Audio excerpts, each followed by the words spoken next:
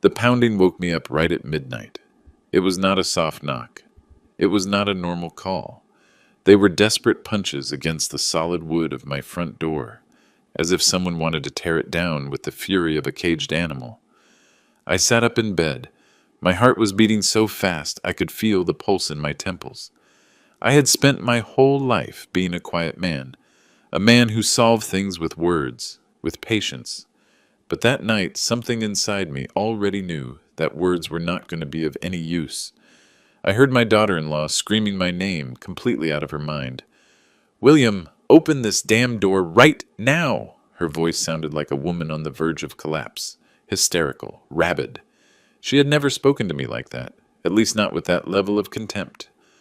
I had changed all the locks recently after what happened, after I discovered what they had been planning behind my back for months. I stood up slowly. My knees hurt a little, as they always do at this hour. 72 years do not pass in vain, although I still feel strong. Strong in the mind, which is what really matters. Shortly after, I heard my son's voice.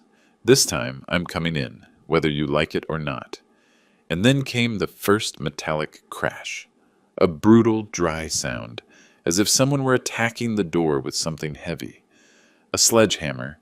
My own son had brought a sledgehammer to my house. To the house that I built with my own hands, with my sweat, with 40 years of honest work. I remained silent, not out of fear, not because I did not know what to do, but because I wanted them to feel the weight of that moment. I wanted every second of silence to remind them of who they were and what they were doing. Then, behind me, a calm voice was heard saying, "Let them be. I will get it." I turned the doorknob slowly, with all the calm in the world, and when that door opened, what they found on the other side froze their blood. My name is William Miller. I was born in a small town in the Rust Belt, where the ground is hard and the people are even harder. I arrived in Chicago when I was 17, with a backpack and a dream that seemed ridiculous to many. To build something big, something that would last. I had no education. I had no contacts. I had nothing but the will not to give up. I started washing dishes in a restaurant downtown. Then I was a construction helper, then a cargo truck driver. Every job taught me something. Every boss I had showed me how the business world worked, even if they did not know it. By the time I was 30, I already had my first fleet of trucks. 3 old units, bought with loans that I paid down to the last penny. I worked 18 hours a day, slept 4, ate when I could, but I never complained, because I knew that every sacrifice was an investment in the future. By 40, I already had 15 trucks and 2 distribution warehouses. By 50, I had expanded the business to 4 states. Freight transport, logistics, storage, nothing spectacular, nothing glamorous, but solid, profitable, respectable. I married Teresa when I was 25. She was a noble woman, the kind you do not see anymore. She gave me 2 children, Robert and Chloe. I gave them everything I never had. Private education, trips, opportunities. I taught them the value of work, or at least I tried. Teresa died 6 years ago from cancer. It was fast and painful. She was my compass, the only person who kept me centered when money started changing the people around me. When she left, something broke in the family, or maybe what was always there just became visible. Greed.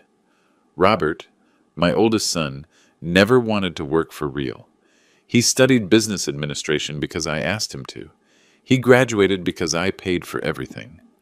He entered my company because I opened the door for him, but he never had hunger. He never knew what it was like to wake up not knowing if you were going to eat that day or not. 3 years ago, I made him director of operations.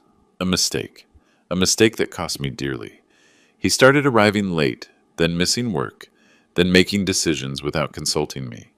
We lost 2 big contracts because of his negligence. When I confronted him, he got defensive. He told me I was a controlling old man, that I did not trust him, that I needed to let the new generation take the reins. New generation, as if respect and responsibility were things of the past. Chloe, my daughter, was different, or so I thought. She was always quieter, more reserved. She married a lawyer, James, a guy who smiled a lot but had the cold eyes of a shark. I never liked him, but Teresa convinced me to give him a chance. For years, everything seemed fine. Family gatherings, Sunday dinners, birthdays, the perfect family, or at least that is what we pretended. But after Teresa died, everything changed. Robert started pressuring me to give him more control of the company. Chloe started asking about my will, about my properties, about my investments. At first I thought it was genuine concern. I thought they wanted to make sure everything was in order for when I was no longer around. How naive I was. The truth started to reveal itself 8 months ago. It was a Friday afternoon. I had gone to one of my warehouses to check on a problem with a client. When I returned early to the main office, I heard voices in the boardroom. The door was ajar. I approached without making a sound. And then I heard Robert talking to James, Chloe's husband. He is old already, Robert was saying. He cannot make clear decisions anymore. The other day he forgot an important meeting.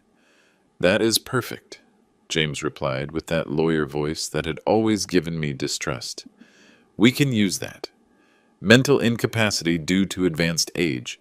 With 2 well-placed medical testimonies, we can get a judge to declare that he is no longer fit to handle his own affairs. My blood ran cold. And then, Robert asked, then you and Chloe assume total control of the company and all his assets, legally, without him being able to do anything. And if he resists, he will not be able to. Once we have the declaration of incapacity, any document he signs will be void. Even if he tries to change his will or sell something, it will have no legal validity. Robert let out a laugh I will never forget. The old man asked for it, always so stubborn, always so controlling. It is time for him to rest and let us do things right. I walked away from that door, feeling like I had been punched in the stomach. My own son, my own blood, planning to steal everything I had built. Not just the money or the company, but my dignity, my freedom, my right to decide over my own life. That night I did not sleep. I sat in the study of my house, looking at photos of when they were children. Robert in his football uniform, Chloe at her high school graduation, Teresa smiling next to them. At what moment did everything go wrong? At what moment did love turn into greed? At what moment did I stop being their father to become an obstacle? I dedicated the following days to investigating. I hired a private detective. I reviewed the company bank movements. I spoke in secret with my trusted accountant, Maurice, a man who had been working with me for 30 years. What I discovered was worse than I imagined. Robert had been diverting funds from the company for the last 2 years. Small amounts at first, then larger ones, always justified as operating expenses, bonuses, or investments. But the money was going to personal accounts, to credit cards, to a condo downtown that he had bought under the name of a shell company. Chloe and James were not far behind.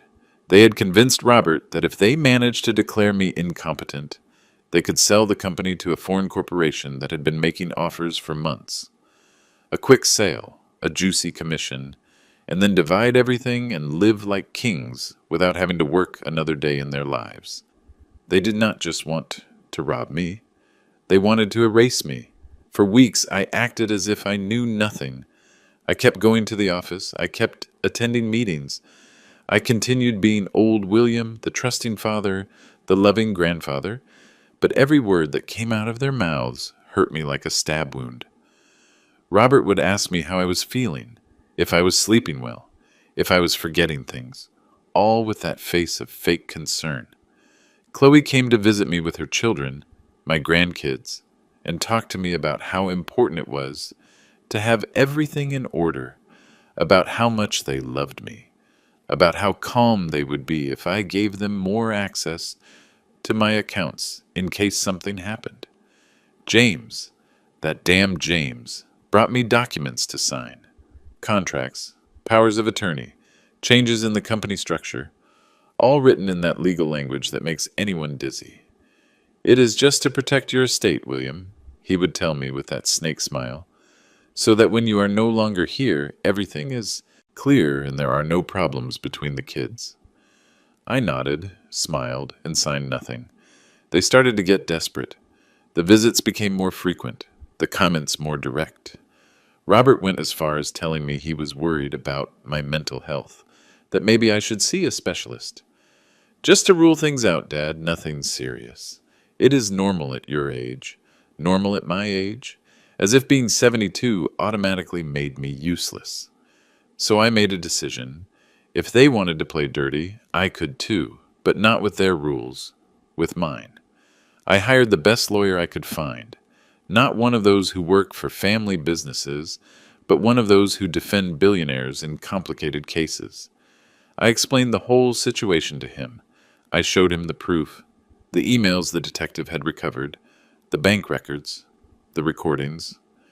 Mr. Miller, he told me, you have two options. You can confront them now and risk a long and painful legal battle, or you can prepare the ground, protect your assets, and wait for the perfect moment to flip the table on them.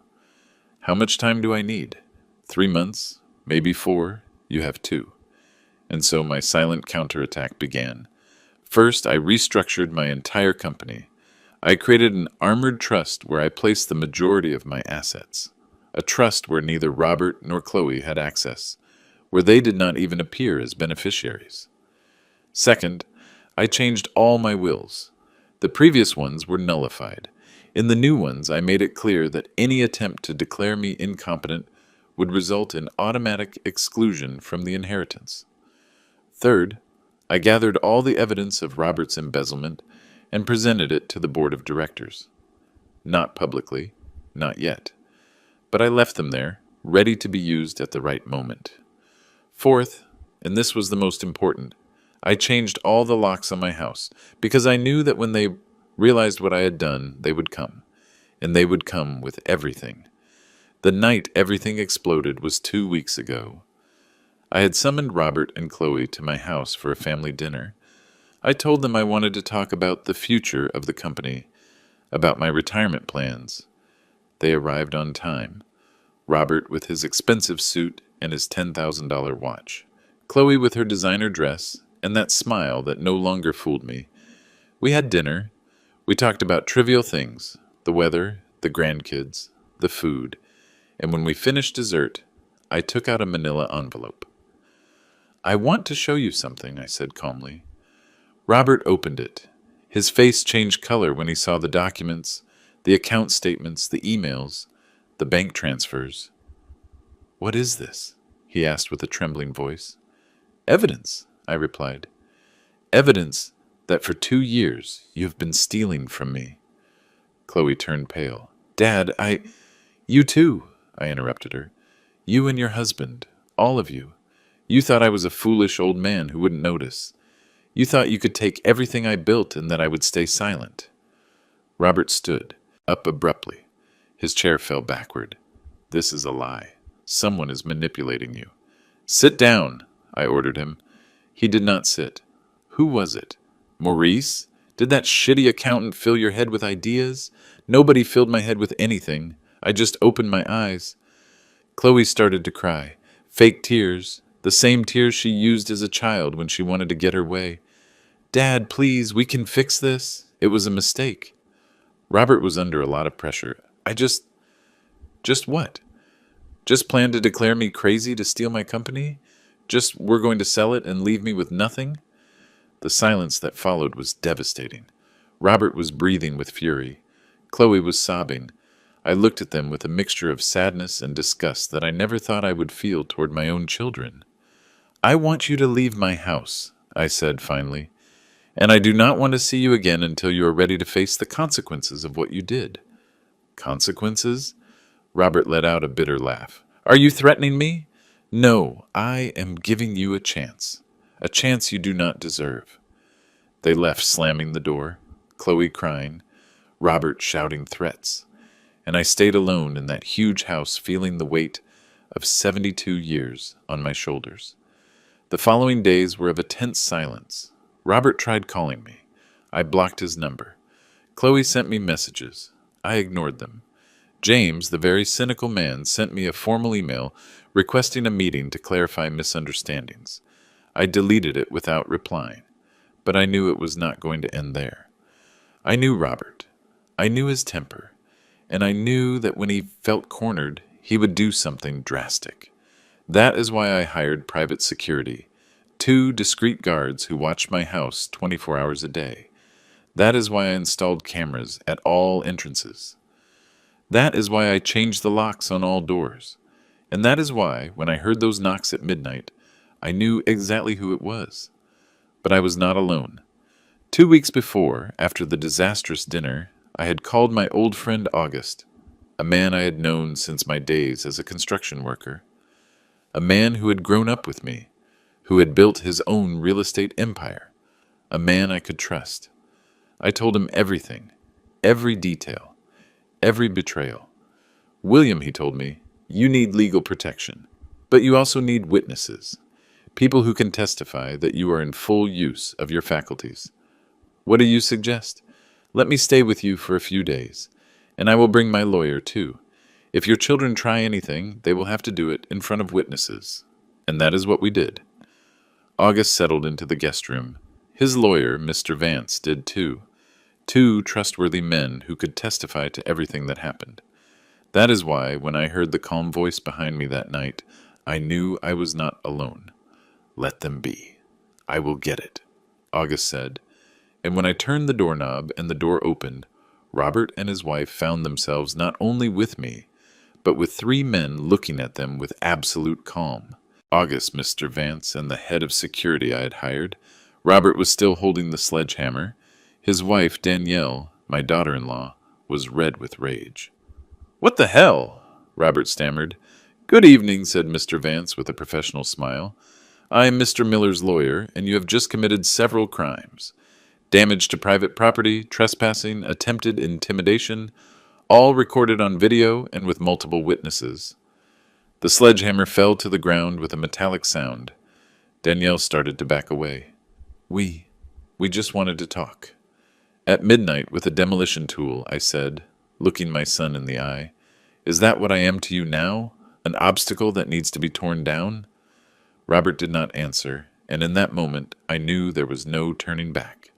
Robert stood there like a statue of salt, the sledgehammer at his feet, his hands still trembling, and in his eyes I saw something I never thought I would see in my own son. Pure hatred. No regret, no shame. Hatred. "Dad," he said finally, and his voice sounded strangely calm. "This did not have to be like this." "You are right," I replied. "It did not have to be like this. But you chose it." Danielle, my daughter-in-law, took a step forward. She had always been the more impulsive of the 2, a pretty woman on the outside, but with a rotten heart on the inside. From the day Robert brought her home, I knew that woman only saw dollar signs in his eyes. "You know what?" She spat the words with venom. "I am tired of this charade. We are tired. You with your saint attitude. As if you were the only one who worked hard in this family. As if Robert had not dedicated years of his life to your company." Years of his life, I let out a bitter laugh. Robert arrived at 11 in the morning and left at 3 in the afternoon. Robert lost contracts because he preferred to be on the golf course than attending to clients. Robert stole money from the company that I built. That is a lie. There are account statements that say otherwise. August crossed his arms, watching the scene with the tranquility of someone who has seen this thousands of times. Mr. Vance was taking notes in a small notebook. The head of security remained near the door, ready to intervene if the situation turned violent. "Robert," August said with a firm voice, "I suggest you leave right now, before this turns into something you cannot fix." "Who do you think you are?" Robert replied with contempt. "This is a family matter." "I am a witness," August replied, "and I am also the man who's going to make sure your father does not end up in a nursing home, because you and your sister decided he is no longer useful to you." Robert's face turned red. "Is that what he told you? That we want to put him in a nursing home?" "No," I intervened. "It is what the documents you prepared told me. A declaration of mental incapacity. 2 bought doctors, a legal process to take control of everything I have. Danielle opened her mouth to say something but stopped. She knew we were treading on dangerous ground, ground where every word could be used against her. "This is not going to stay like this," Robert said finally, pointing his finger at me. "I am going to fight this. I am going to prove that you are senile, that you are not thinking clearly anymore, that you are a danger to yourself. Try it," I told him, "but do it knowing that every step you take against me will be documented. Every lie you tell will be refuted. Every false witness you bring will be exposed." Robert picked up the sledgehammer from the ground. For a moment I thought he was going to do something stupid, but Danielle took him by the arm. "Let's go," she whispered. "It is not worth it." They left, walking toward their luxury SUV. An SUV that I had given Robert 2 years ago for his birthday. An SUV that he probably paid for with the money he stole from me. When the taillights disappeared into the darkness, I let out a sigh I had been holding since I opened the door. "That was close," said the head of security. "This is just beginning," replied Mr. Vance. "Mr. Miller, we need to talk about the next steps." We sat in the living room. August made coffee. At 2 in the morning, drinking coffee and planning a legal war against my own son. What irony. "They are going to attack on several fronts," Vance explained. "First, they will try the issue of mental incapacity. They will bring doctors to declare that you suffer from dementia, or Alzheimer's, or whatever sounds convincing. But I am perfectly fine. I know, and we are going to prove it. I already scheduled evaluations with 3 independent specialists, renowned neurologists who have no connection to your family. Their results will be irrefutable. What else? They will try to discredit you publicly. They will say you are a difficult, controlling man, that you mistreated your family. They will look for testimonies from disgruntled employees, from anyone who has a complaint against you. I have worked with honesty all my life. That does not matter," August said. "In these battles, the truth is the least important thing. What matters is who tells the best story.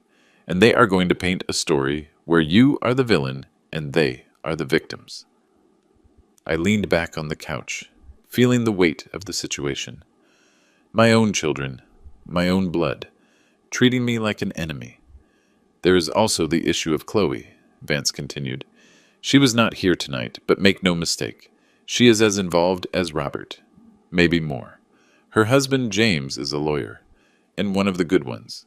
He is going to use every legal trick he knows. What can I do? Counterattack, but smartly. First, we are going to file charges for Robert's embezzlement. Clear evidence, documented.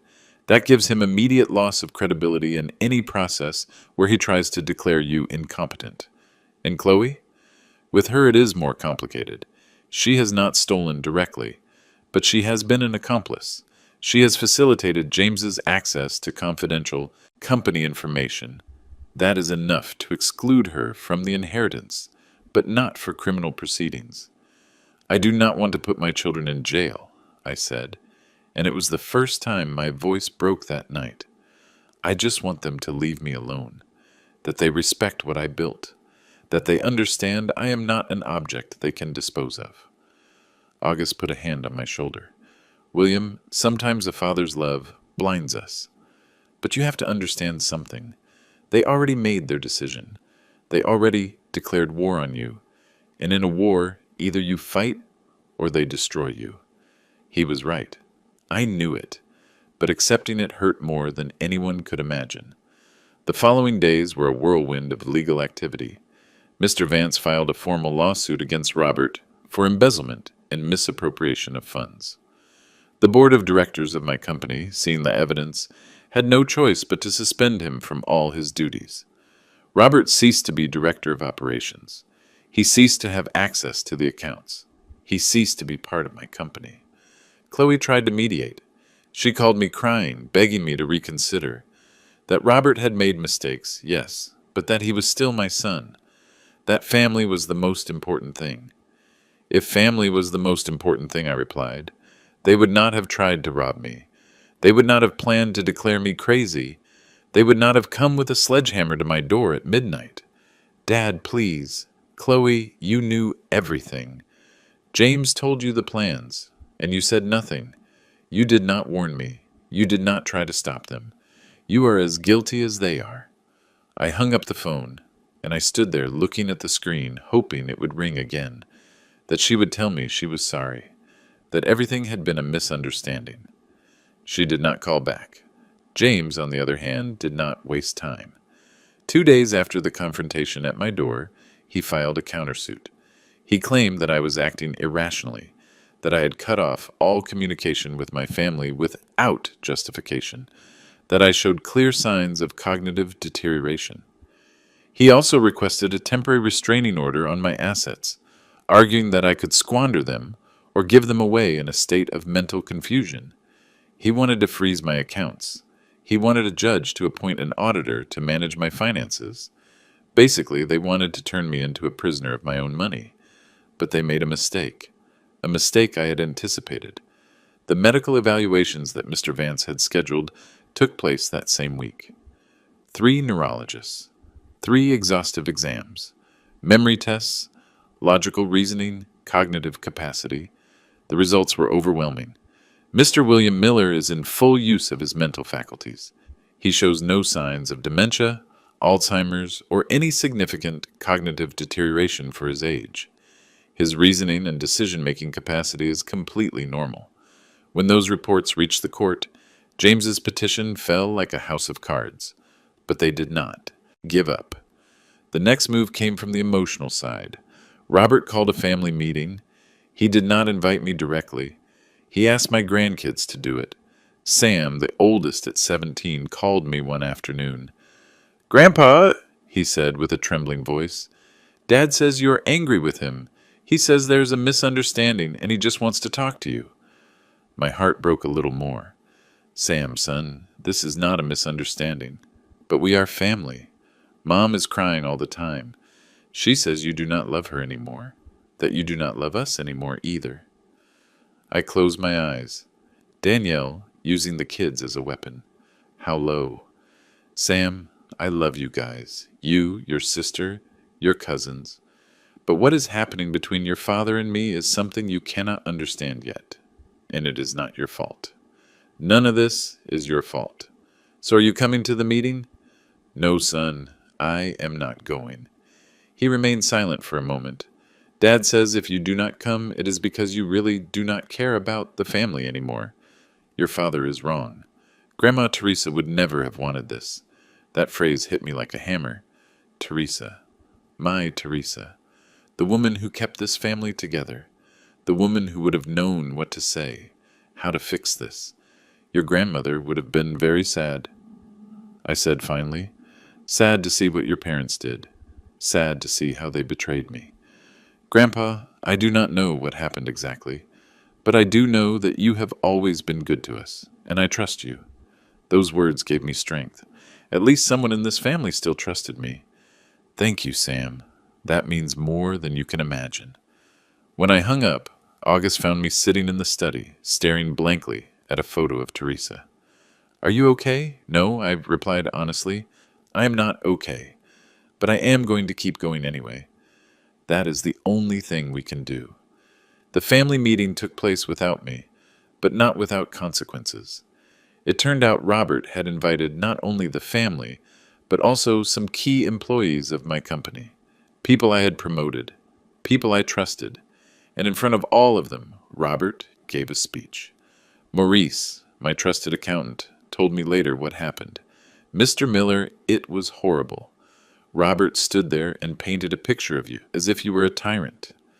He said you had been an absent father, that you never had time for them, that you always put work before family. He said that now that you are older, you have become paranoid and are destroying everything they built together with you." And did people believe him? Some did. Those who do not know you well. Those who only see a successful young businessman and an older man accusing him of serious things. And you, Maurice, what do you think?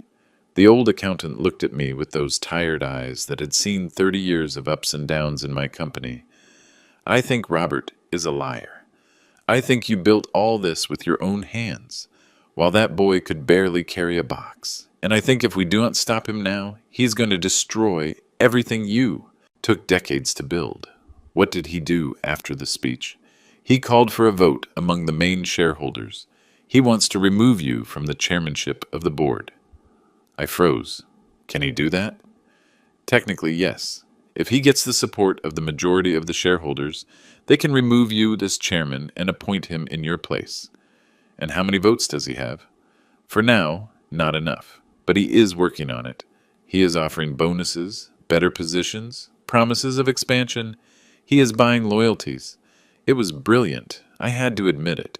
Robert was never good with hard work, but he always knew how to manipulate people. He always knew how to say what they wanted to hear.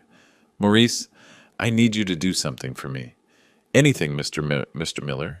I need a complete audit of all the financial movements of the company in the last 5 years. I want to know exactly how much Robert stole. Down to the last penny. That is going to take time. You have 2 weeks. Maurice nodded and left, and I stayed there, in my empty house, surrounded by memories of a family that no longer existed. Teresa always said that crises bring out the best and worst in people. That in difficult moments is when you see what someone is really made of. She was right. Some employees I had helped for years, whom I had supported in tough times, were now on Robert's side. They preferred to follow the promising young man than the old man who had hired them, but others stood firm. Maurice, of course. He had been with me since the beginning. He knew who I really was, Linda, my personal assistant of 20 years, a woman who knew every detail of my life and my company. When Robert tried to bribe her to give him access to my private files, she sent him to hell and told me everything. Rodney, my logistics chief, a man who started as a driver and whom I promoted until he became one of the pillars of the company. When Robert offered him a better position if he joined him, Rodney replied, "I prefer to sweep floors for Mr. Miller than be a director for you." Those small victories gave me hope. They reminded me that not everything was lost, that there were still people who valued loyalty over money, but they also reminded me of something darker, that this was no longer a family dispute. This had become a corporate war, and in wars there are always casualties. Maurice's audit revealed something even I did not expect. Robert had not just stolen money, he had created an entire network of shell companies. Companies registered in tax havens under the names of strawmen, fake contracts with suppliers that did not exist, inflated invoices, invented commissions. In total, he had diverted almost $1.5 million in 5 years. $1.5 million. When I saw that figure in the report, I felt like I couldn't breathe. It wasn't just the money. It was the betrayal. It was the time. It was the effort. It was everything that amount represented. $1.5 million that I had earned working 18 hours a day. $1.5 million that could have been investments, bonuses for employees, company expansion, $1.5 million that my son had stolen to finance his rich lifestyle without working. "With this, we can sink him," Mr. Vance said when I showed him the report.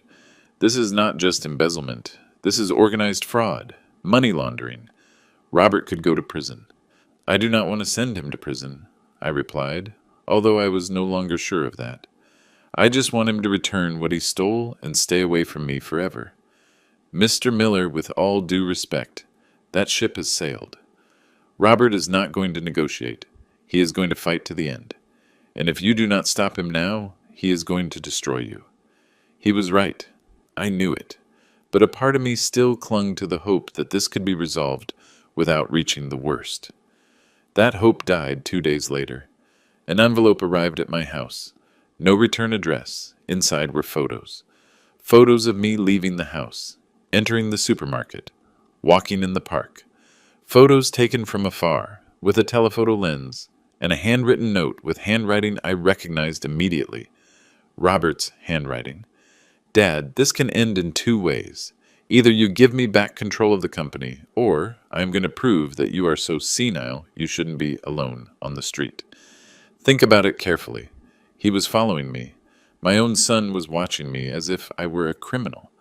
I showed the photos to the head of security. This is stalking, he said. We can ask for a restraining order. Do it. But I knew a restraining order was just a piece of paper. If Robert really wanted to hurt me, a piece of paper wasn't going to stop him. That night, August stayed for dinner with me. How are you holding up with all this? He asked me. Honestly, I do not know. There are days when I want to give up. Days when I think maybe it would be easier to give them what they want and disappear. But you don't do it. No, because if I give up, they win. And they don't just win the company or the money. They win the right to say that I was a senile old man who couldn't take care of himself. And I'm not going to give them that. Never. August raised his glass of wine. To dignity. The only thing no one can take from you if you don't let them. We toasted. And in that moment, I made a decision. If Robert wanted war, he was going to get it. But on my terms. The next morning, I called an extraordinary meeting of the company's board of directors. Robert was not invited. Technically, he was still suspended from all his duties. But I knew he was going to find out. And that was exactly what I wanted. The boardroom was full. 12 board members. Maurice with his binders, Mr. Vance with his briefcase, Linda taking notes, and me at the head of the table, as I had been for 40 years. Gentlemen, I began, I have gathered you here because the time has come to make difficult decisions. You all know the situation with my son, Albert. You have seen the accusations. You have heard the versions. Today you are going to know the full truth. Maurice distributed copies of the audit report. 300 pages of evidence. Numbers. Dates. Transfers. Shell companies. Everything documented with surgical precision. I saw the faces of the board members change as they read. Some turned pale. Others clenched their jaws. Some simply shook their heads in disbelief. $1.5 million, I said, letting the figure float in the air. That is what my son stole from this company in 5 years. From the company I founded. From the company that feeds us all. One of the board members, Mr. Gutierrez, raised his hand. Mr. Miller, it is extremely serious. Why didn't you report it sooner? Because he was my son, I answered with brutal honesty. Because I wanted to believe there was an explanation. Because I still had hope that it could be fixed within the family. But that hope died when he came to my house with a sledgehammer at midnight. There was a murmur of surprise. Not everyone knew that detail. The situation's as follows, I continued. Robert is trying to take control of this company. He is offering favors, promising promotions, buying loyalties, and he is doing it with the money he stole.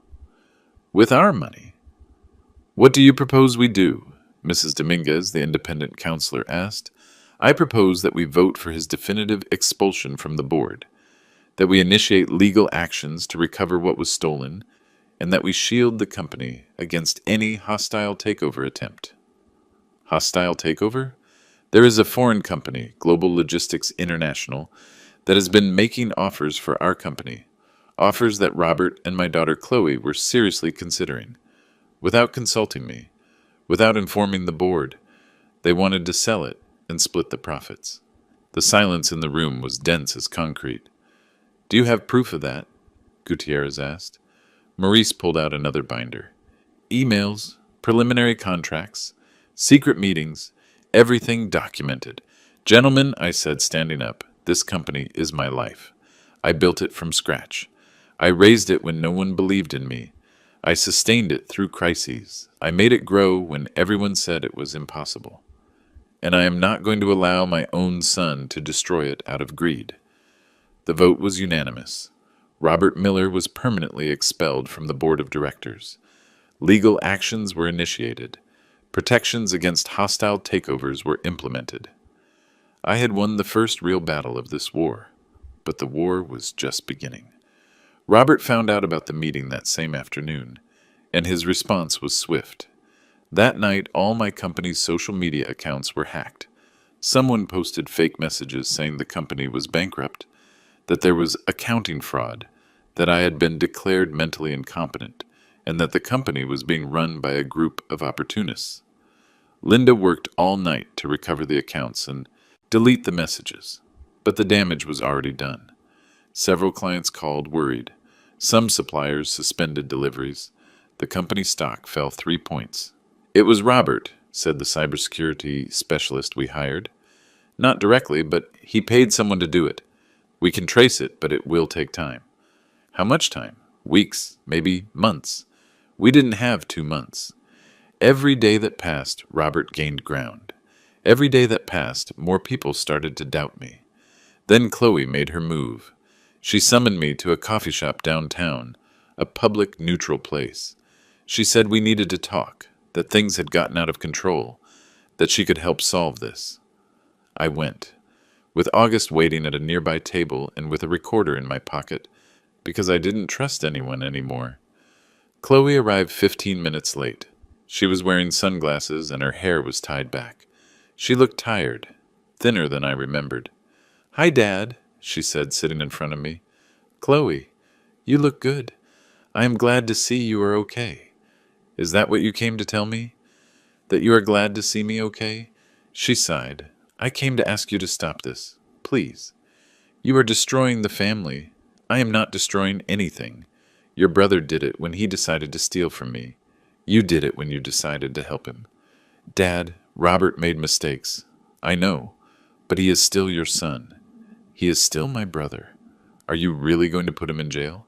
He took $1.5 million. Those are not mistakes. That is a crime. The money can be returned. With what?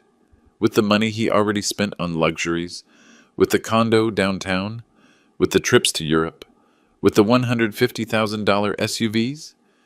Chloe pressed her lips together. There are ways to fix it. James says we can reach an agreement. Robert returns part of the money, you drop the charges, and we all move on. We all move on, I let out a bitter laugh. Chloe, you tried to declare me crazy, tried to take my company away from me. Your husband drafted documents to do it. And now you come here to tell me that we all move on as if nothing had happened.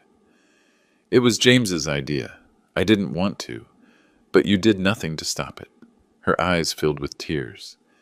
And this time, for the first time, I saw something real in them, something that wasn't manipulation or theater. She was scared. She whispered, afraid that if I opposed Robert, he would leave me out of everything, afraid that James would leave me if I didn't support him, afraid of being left with nothing. And me? Were you not afraid for me? Did you not think about what they were going to do to me? I thought you would be better off, that in a place where they took care of you, where you didn't have to worry about the company. In a nursing home? I interrupted her. Is that what you thought? That I would be better off locked in a nursing home while you split what I built? Tears ran down her cheeks. I am sorry, Dad. I am so sorry. You know what is saddest, Chloe? That maybe you do feel it, but not enough to have done something different, not enough to have been honest with me from the beginning. I stood up. Tell Robert there are going to be no deals. Tell James to prepare his best legal arguments. And tell yourself that you had the chance to do the right thing and you didn't take it.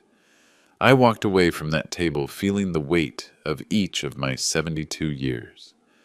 Chloe stayed there crying in silence, and a part of me, the part that was still a father, wanted to turn around and hug her.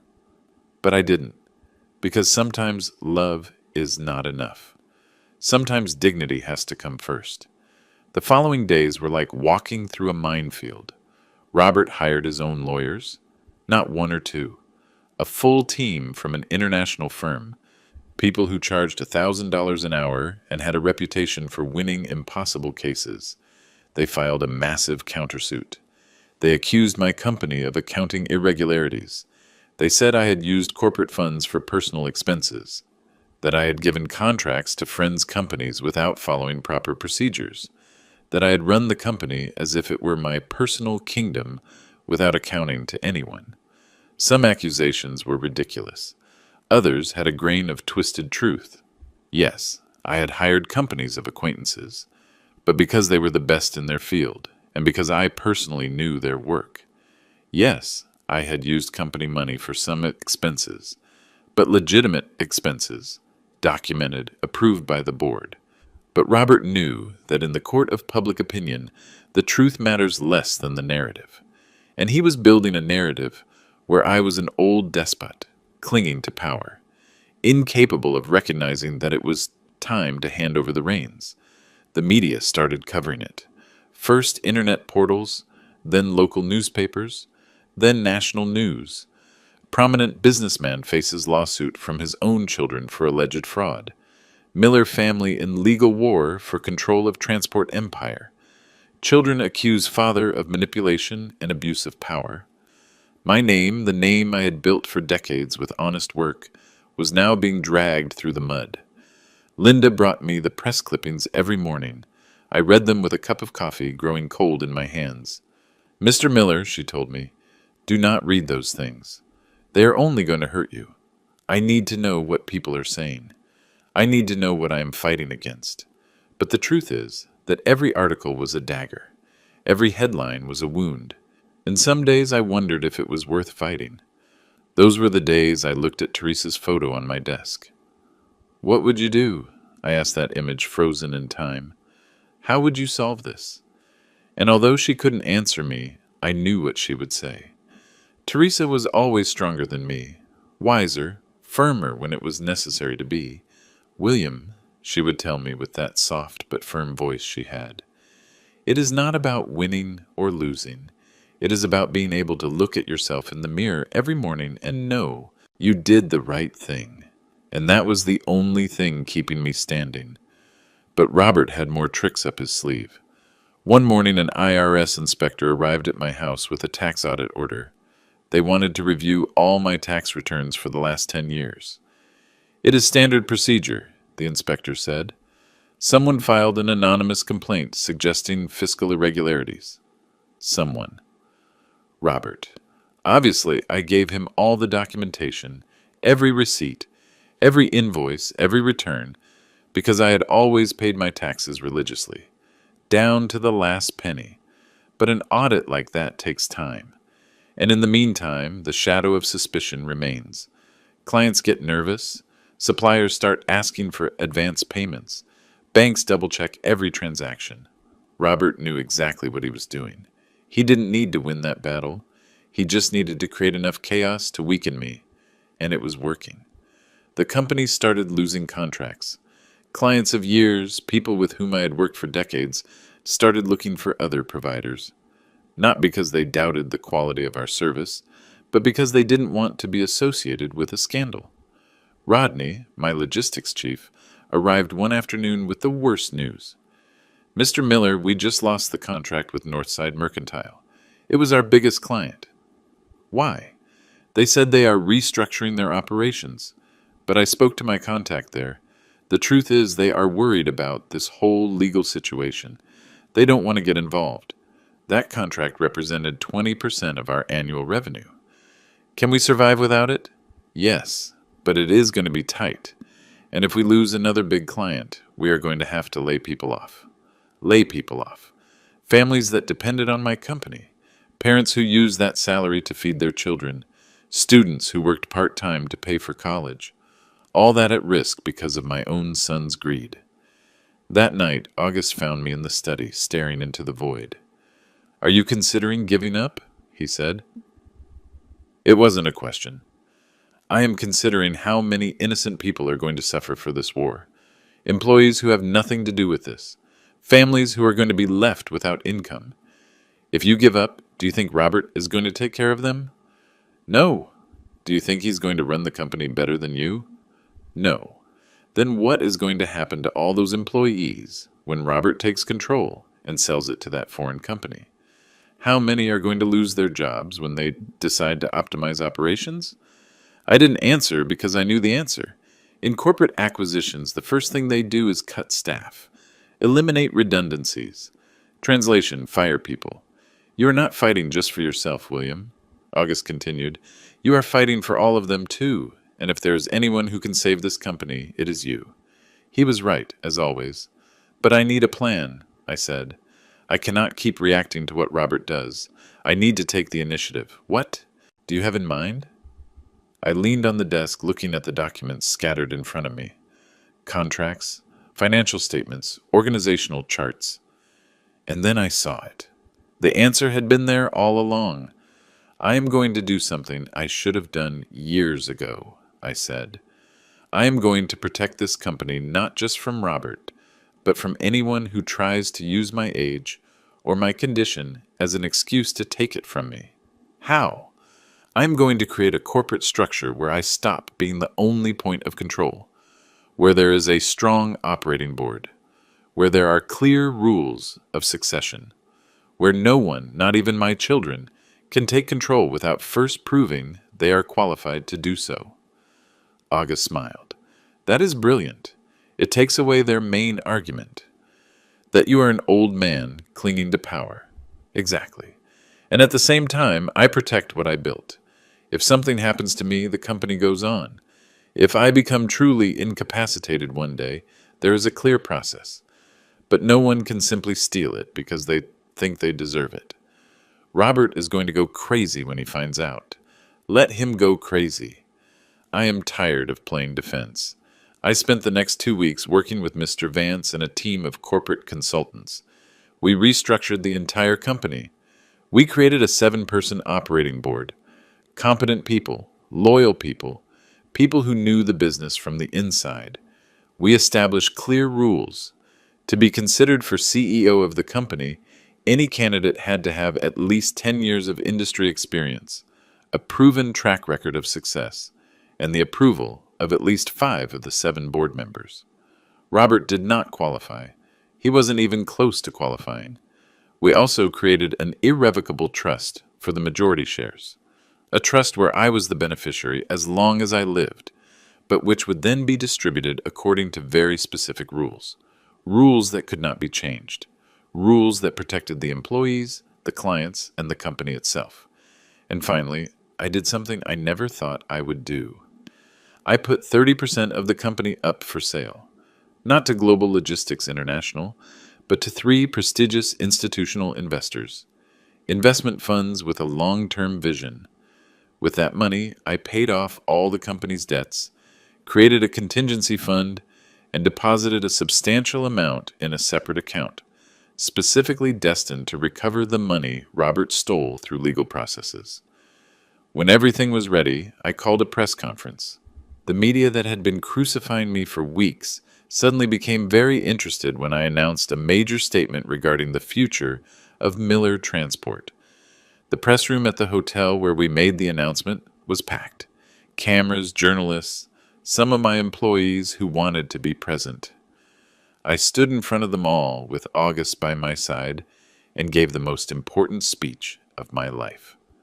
Ladies and gentlemen, I began, the last few months have been difficult for me and my family. Many things have been said, some true, many false. Today I want to set the record straight. I paused, looking directly at the cameras. My name is William Miller. I am 72 years old, and I am in full possession of my mental faculties, as confirmed by 3 independent medical evaluations which are available to anyone who wants to review them. Some journalists scribbled furiously. I founded Miller Transport 40 years ago with a borrowed truck and a dream. Today it is one of the most important logistics companies in the country, and today I am announcing changes that will ensure it remains so for the next 40 years. I explained the restructuring, the new operating board, the succession rules, the partial sale to institutional investors. These changes prove that I am not clinging to power. I am clinging to doing things right, to protecting the jobs of 800 families that depend on this company, to maintaining the quality and service that has characterized us. Then came the hard part. I also want to talk about my son, Robert Miller. The murmur in the room intensified. Robert worked at this company for several years, and during that time, he diverted approximately $1.5 million in corporate funds for personal use. I have complete evidence of this, which has been presented to the corresponding authorities. Camera flashes, shouted questions, chaos. I raised a hand to ask for silence. I know that for many this is a family scandal. For me, it is a personal tragedy. But it is also a question of justice, and in this company justice applies equally to everyone, including my family. "Mr. Miller," shouted a journalist, "are you saying you are going to put your own son in jail?" "I am saying that the consequences of a person's actions do not disappear because that person is my son. I am saying that respect, honesty, and hard work have to mean something, and that when those values are betrayed, there is a price to pay." I left that conference feeling a huge weight lift off my shoulders. There were no more secrets, no more shadows. Everything was on the table. Robert would now have to fight not in the dark, but in the light of day, and I was ready for that fight. The reaction was immediate. That same night, Robert gave his own press conference. Improvised, disorganized, desperate. He stood in front of the cameras with Danielle by his side, and with a lawyer who looked uncomfortable. I watched it live from my house. August, Maurice, and Mr. Vance were with me. None of us said anything while Robert spoke. We just watched. "My father's sick," Robert said with a trembling voice, faking emotion, not physically but mentally.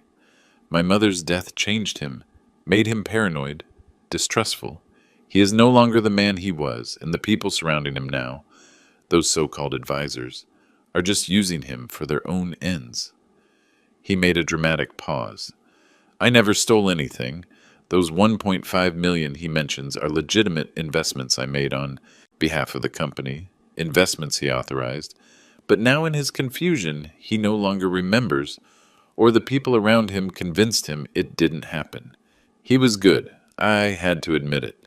If I didn't have the proof, if I didn't have the emails, the transfers, the testimonies of Maurice and other employees, if it was just my word against his, maybe people would believe him. But I had the proof. Why did I go to his house that night?" Robert continued. "Because I was desperate. Because my father wasn't answering my calls. Because I was worried he was alone with people who don't have his best interests in mind. Yes, I took a tool, because I thought something bad had happened to him. Because I am his son and I love him." Danielle was crying by his side. Perfect soap opera tears.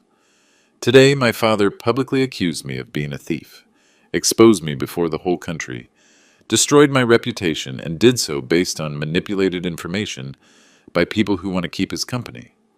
Robert looked directly at the camera. "Dad, if you're watching this, please, seek help, seek treatment. Don't let these people keep you away from your family. We are still here. We still love you. But you need help." The conference ended. Journalists shouted questions. Robert left without answering any. I turned off the TV.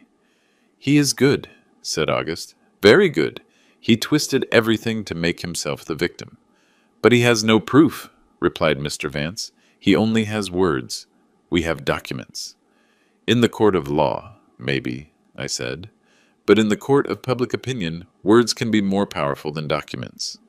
People want to believe in dramatic stories, in the worried son, in the confused father." "So, what do we do?" Maurice asked. "Nothing," I replied. "We let the authorities do their work. We let the numbers speak for themselves, and we continue with the restructuring of the company." But inside, I felt like I was fighting a battle on too many fronts. The legal battle, the media battle, the emotional battle of seeing my son destroy his own life just to destroy mine, and I wondered how much more I could take. The following days were a whirlwind. Social media exploded with divided opinions. Some supported me, saying I was doing the right thing defending my company. Others attacked me, saying I was a terrible father, prioritizing money over family.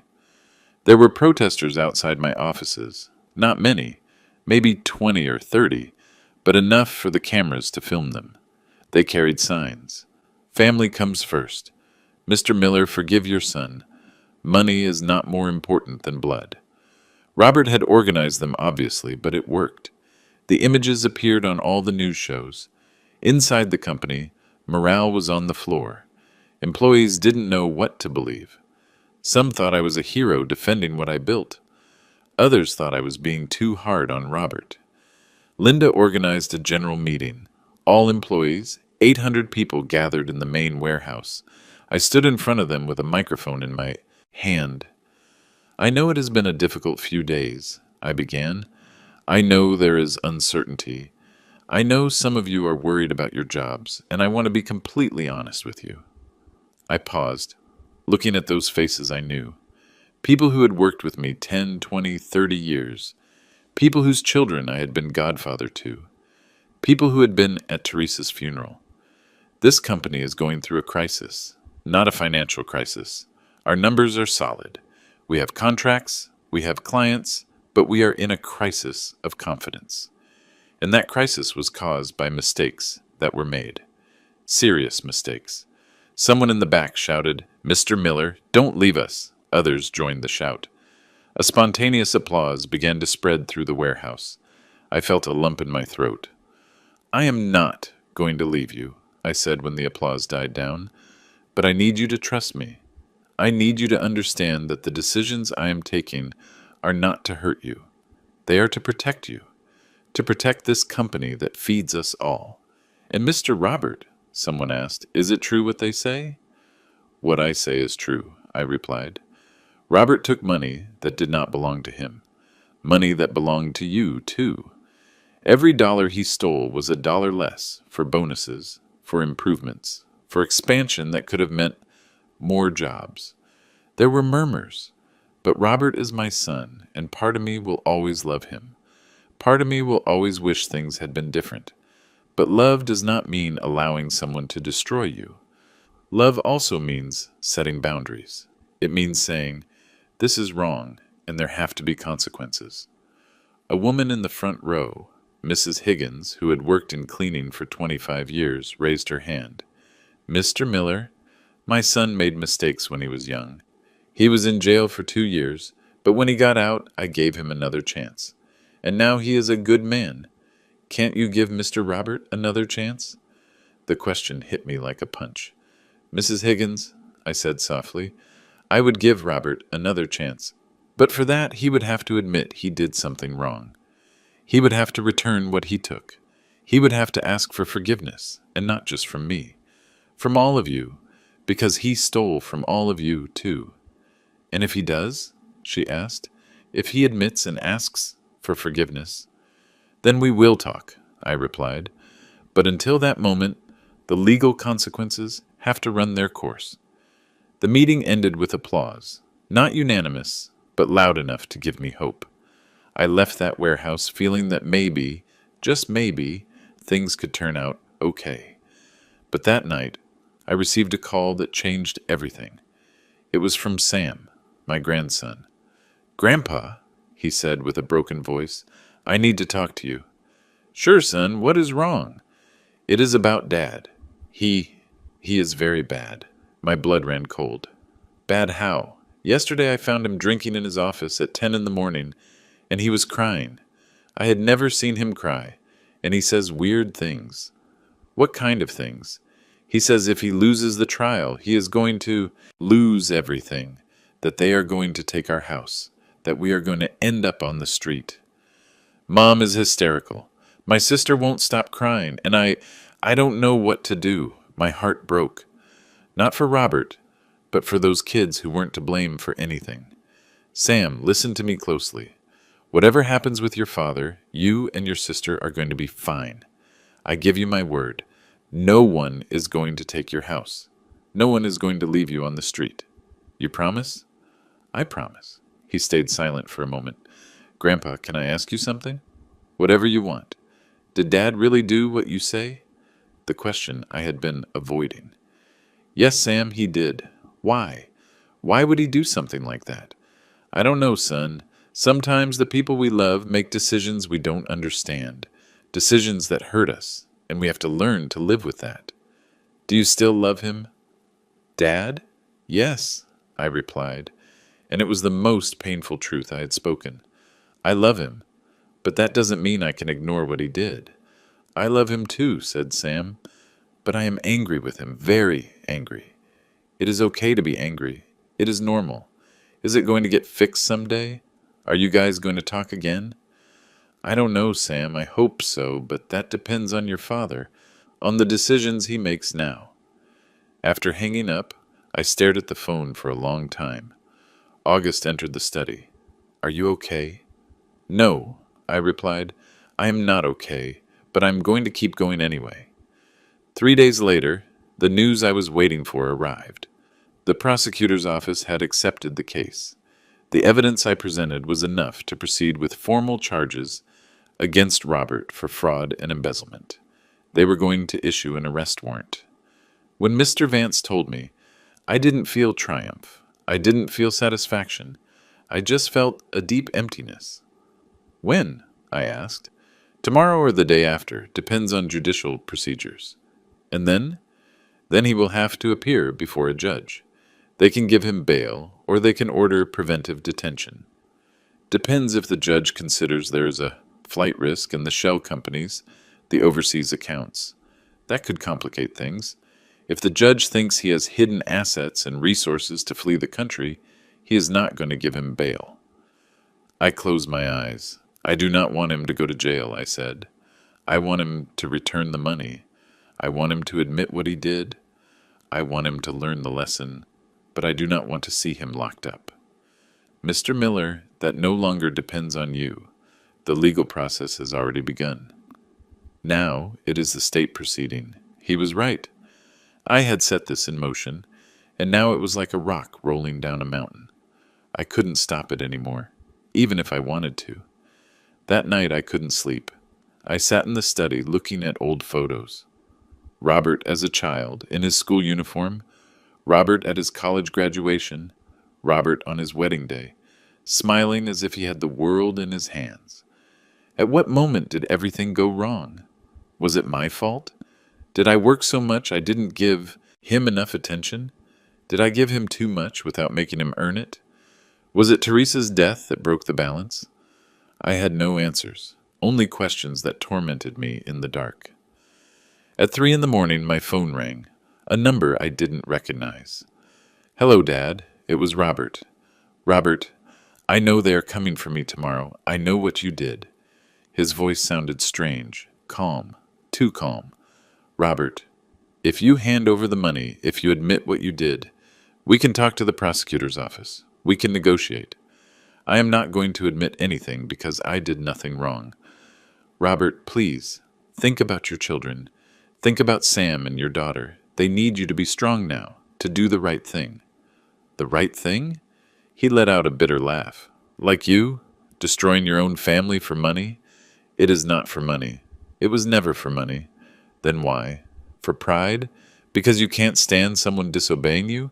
Because you need to prove you are still the all-powerful patriarch? It is out of respect, Robert. Out of dignity. Out of principles. Things I thought I had taught you. The only thing you taught me was that work is more important than everything. That money is worth more than people. That being successful means sacrificing everything else. That is not true, is it? How many of my birthdays did you miss? How many soccer games? How many nights did I go to bed without you having come home? I was working to give you a better life. We didn't want a better life. We wanted a father. The words went through me like knives. Robert, if that is how you felt, if you had those resentments, we could have talked. We could have solved it. But stealing, planning to take my company, that is not the answer. It doesn't matter anymore, he said. You already made your decision and I made mine. What does that mean? It means you are going to have to live with the consequences of what you did, just as I am going to live with the consequences of what I did. Robert, don't do anything stupid. He hung up. I tried calling him back. He didn't answer. I dialed Danielle. She didn't answer. I dialed Chloe. Neither. Panic started taking over me. Robert's words, his tone. You are going to have to live with the consequences. I called Mr. Vance. I need you to send someone to Robert's house. Now. Immediately. What happened? I just spoke to him. He said strange things. I am worried he is going to do something drastic. Vance didn't argue. He made the necessary calls. An hour later, he called me back. Mr. Miller, Robert is not at his house. His wife says he left 2 hours ago and hasn't returned. He is not answering the phone. My God. We already alerted the authorities. If he appears somewhere, they are going to let us know. I spent the rest of the night awake, pacing the house like a caged animal. Every minute seemed like an eternity. Every time my phone rang, my heart skipped a beat. At 7 in the morning, I finally received the call. It was Chloe. "Dad," she said, and she was crying. "Robert is in the hospital." My blood froze. What happened? They found him in his car, in a parking lot. He had taken pills, a lot of pills. The world stopped. Is he alive? They pumped his stomach. He's going to be fine, physically. But Dad, he left a note. What did it say? Chloe was sobbing so hard she could barely speak. It said he couldn't take it anymore, that the shame was too much, that he preferred this to going to jail, and that he hoped you could live with what you had done. My legs failed me. I let myself fall into a chair. Where is he? At Angel's Hospital. But Dad, he doesn't want to see you. They told him you were on your way, and he got very upset. The doctors say you can't go in. I have to see him. You can't. Not now. Please. Just give us time. She hung up. And I stayed there in my study, surrounded by everything I had built, everything I had fought to protect. And I asked myself if it was worth it. The following days were the darkest of my life. Robert survived. Physically, he was recovering, but mentally, emotionally, he was shattered. The news leaked to the media. Businessman's son attempts to take his own life after fraud accusations. The headlines were brutal, and the opinions on social media worse. Mr. Miller drove his son to the brink of death for money. This is what happens when pride is more important than family. A father who prefers to see his son dead than admit he is wrong. I stopped reading. I stopped watching the news. I locked myself in my house and didn't want to see anyone. August had to practically force his way in. "William, this is not your fault." No, I put this in motion. I filed the charges. I gave the press conferences. Robert tried to do that because he didn't want to face the consequences of his own acts. You didn't put the money in those accounts. You didn't create the shell companies. You didn't steal $1.5 million. He did. But I am his father. I should have found another way. What other way? Let him keep stealing? Let him take everything from you? Let him destroy the company and leave 800 families without jobs? Would that have been the right answer? I didn't answer because I didn't know the answer. "William, look at me," said August. "I have known you for 50 years. I know what kind of man you are, and I know this is killing you inside. But you have to understand something. You cannot save someone who doesn't want to be saved. You cannot protect someone from the consequences of their own decisions.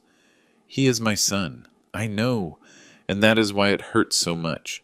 But continuing to blame yourself is not going to help him. The only thing it is going to do is destroy you, too." He was right, as always, but knowing he was right didn't make it hurt less. A week later, Robert was discharged from the hospital. He didn't go home. He went directly to present himself to the authorities with his team of lawyers. The judge, considering the recent attempt and the testimony of psychologists, granted him bail.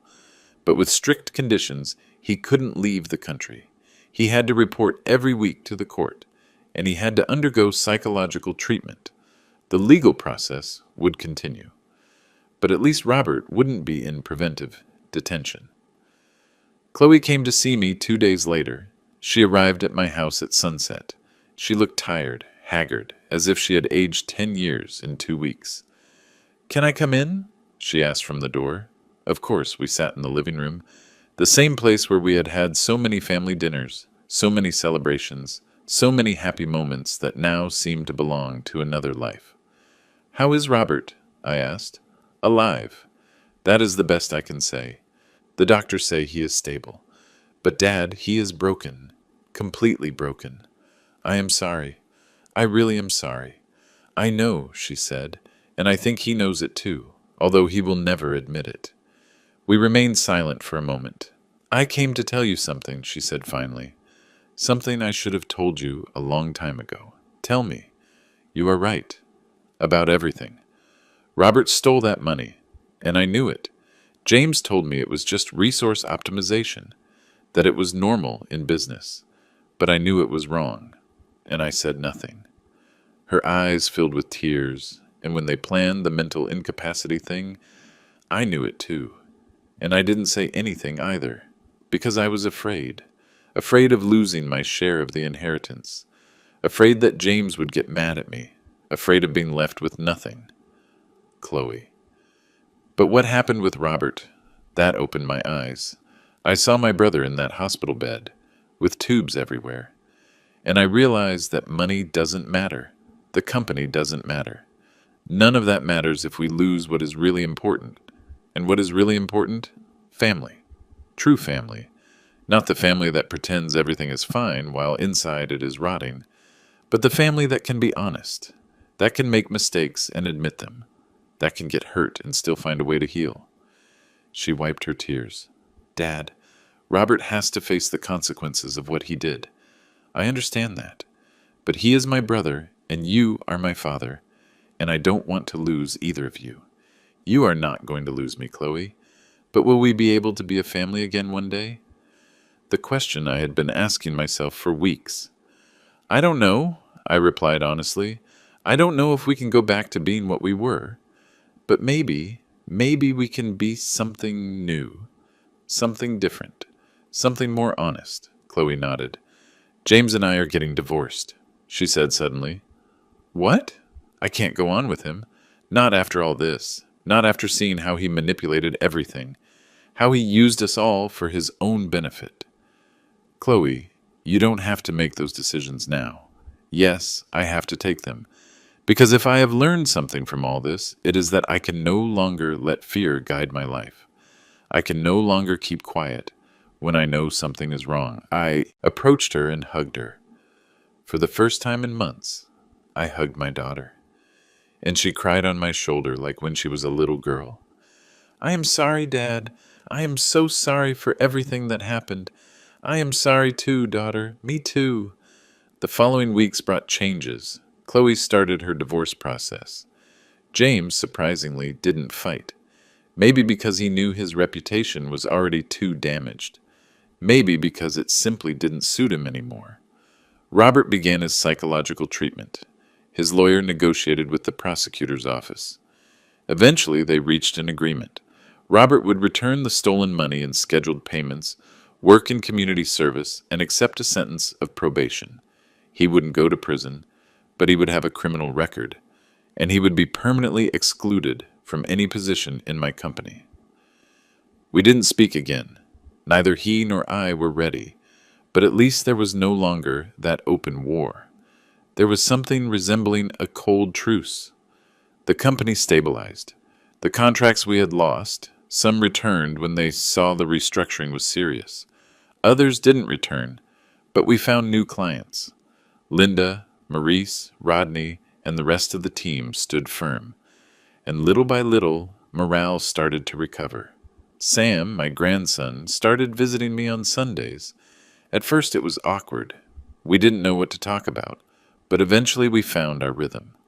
Grandpa, he told me one day, do you think Dad and you are going to talk again someday? I hope so, Sam, but it is going to take time, a lot of time. Would you teach me about the business? He asked suddenly. When I am older, I want to work at the company, but really work, like you did. I felt a lump in my throat. Are you sure? After everything that happened, because of that very reason, I want to prove that our family can do things right, that we can be honest, that we can earn things on our own merit. I looked at him and saw something I hadn't seen in a long time. Hope.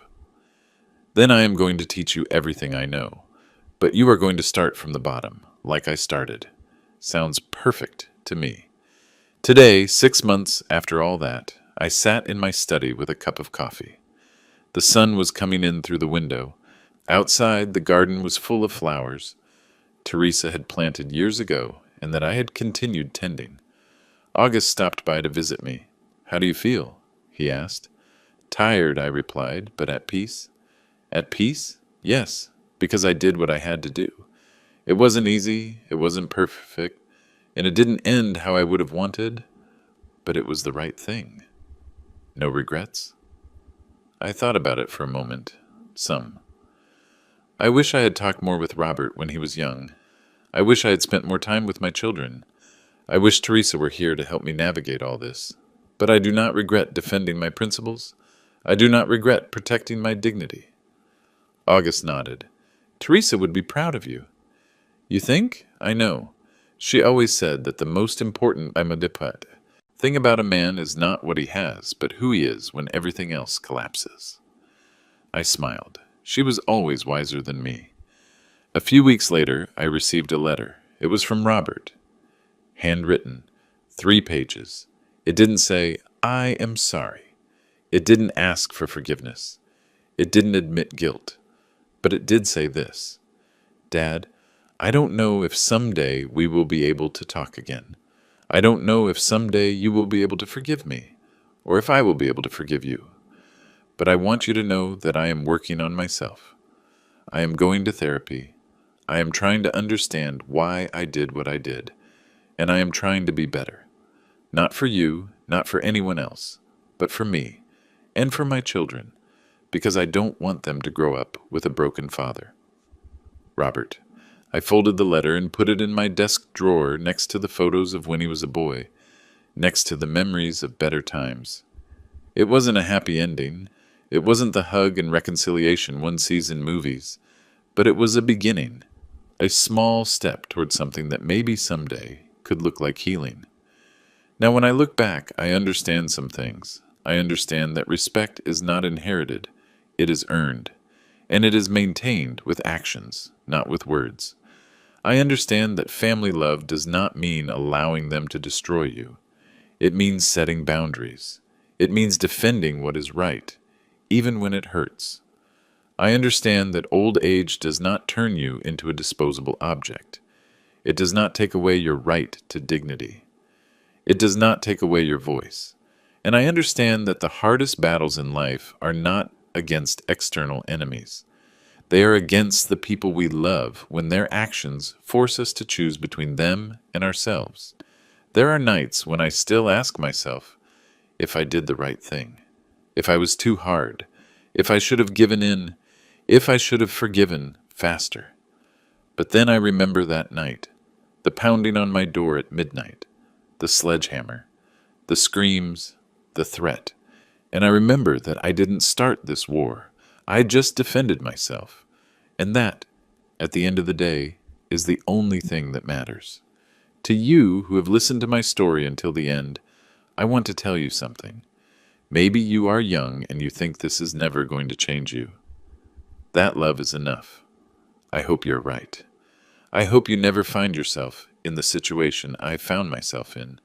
But if someday you find yourself there, if someday the people you love betray you, if someday you have to choose between your dignity and keeping the peace, choose your dignity. Because in the end, when everything else collapses, when the money goes and people abandon you, the only thing you have left is your capacity to look at yourself in the mirror and recognize the person you see. And that person deserves respect. Your respect.